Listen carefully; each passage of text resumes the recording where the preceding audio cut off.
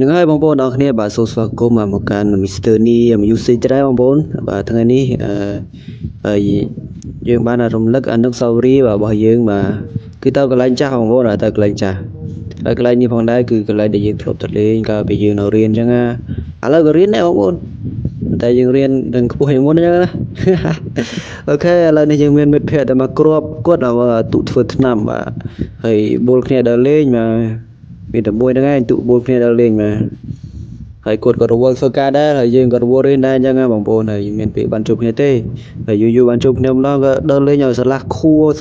អីចឹងណាបងប្អូនមកអរគ្នាបាទឥឡូវនេះក៏សូមតាមដានទស្សនាជាមួយនឹងទេសភាពមកជុំវិញខ្លួនរបស់ខ្ញុំបាទសូមអរគុណបាទបងប្អូនអរគ្នា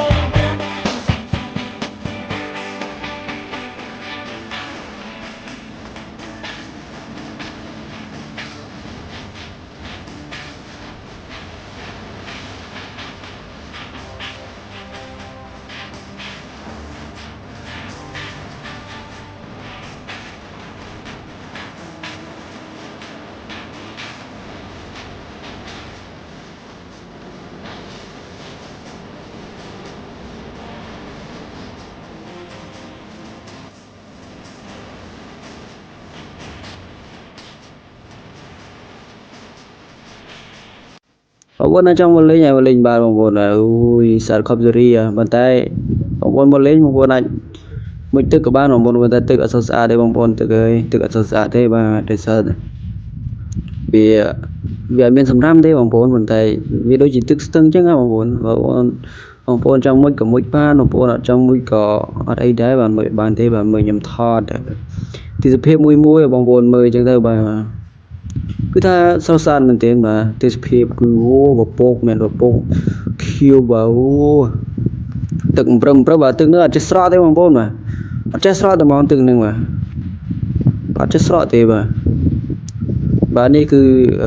ខាងក្រោមបងប្អូនបាទអត់ស្អាតទេបាទគឺវាដោះស្លែបងប្អូនបាទដោះស្លែមានអ្នកស្មាតមានអីទេបាទបើសិនជាកន្លែងនេះយើងកែប្រែទៅជាកន្លែងដែលបង្កើត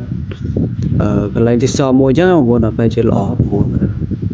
គិតថាល្អបងប្អូនណាគិតថាល្អបាទព្រោះថាកន្លែងនេះបើសិនជាយើងស្អាតខ្ញុំគិតថាស្អាតបងប្អូនបាទបងប្អូនមើលចុះបាទអូទេសភាពដូចនៅទន្លេអញ្ចឹងបងប្អូនអូស្អាតណាស់បងប្អូនទឹកអត់សូវអីទេបងប្អូនទឹកថ្លាធម្មតាទេបាទមើលតែមុខអ្នកថតដឹងហើយបាទសង្ហាកប់សេរីបងប្អូនវ៉ាវបងប្អូនមើលមុខឲ្យបងប្អូនកុំសើចបងប្អូនថាឥឡូវមុខដូចស្វាអញ្ចឹងបងប្អូនអើយអត់មានសើខ្លួនឯងតែឥឡូវ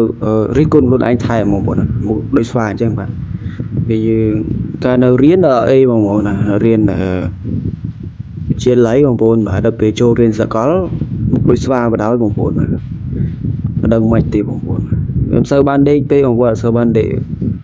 មុខឡើងដូចស៊ុំជ្រុងហើយបងប្អូនអើយនេះមិត្តភក្តិរបស់ខ្ញុំមានតែមួយទេបងប្អូនមិនតែមកគ្រាប់ទេហើយអ្នកផ្សេងគេទៅរៀនដល់ហើយសល់តែ2នាក់ទេ